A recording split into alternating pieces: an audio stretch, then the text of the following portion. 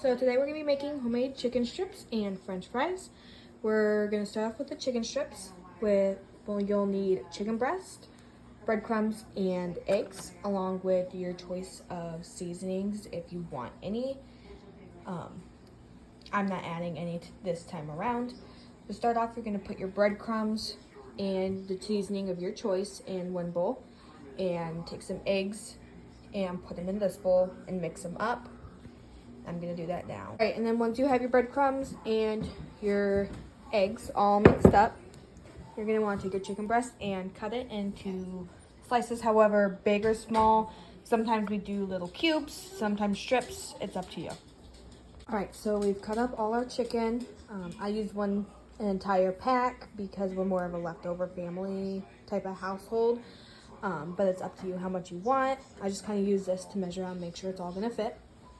I like to cut the fat off the chicken too, any extra fat, because it's just a habit of mine. And next we're going to take the chicken and we're going to drag it through the egg and then put it into the breadcrumb.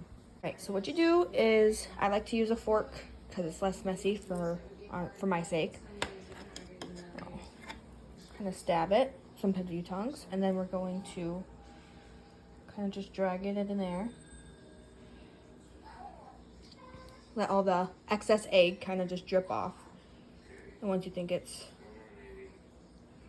good, you're going to take it in here and just throw it in there like that. Once you think you have enough breading and such, just put it back on here and rinse and repeat with the rest of this. Don't forget to spray the pan like I just did.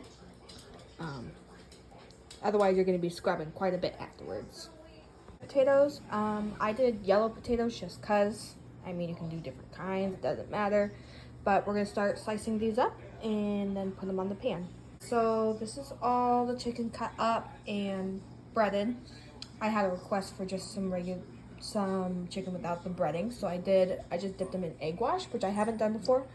So we'll see how that turns out.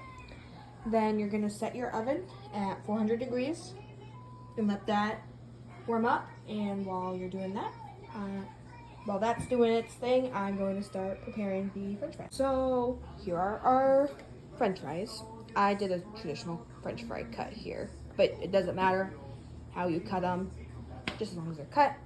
And then I like to season mine slightly with just a little bit of salt, just because not everybody likes a lot.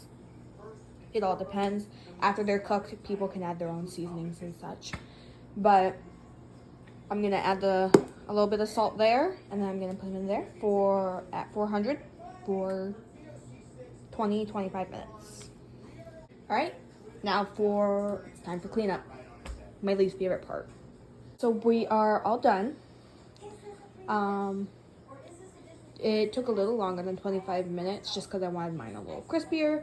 But here is the finished product with the ones that I breaded over here. And then the french fries. And now my dad's taste testing. Good.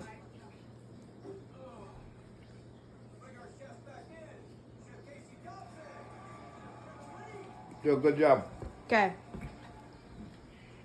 This is my sister. She's gonna try them now. That's Mike.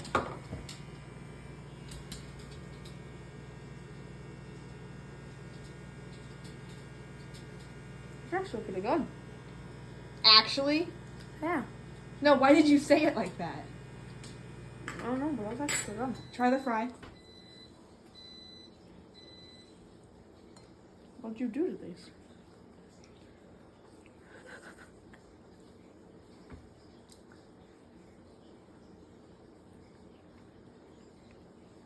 Not bad, but more of a, I would say, crunch to them.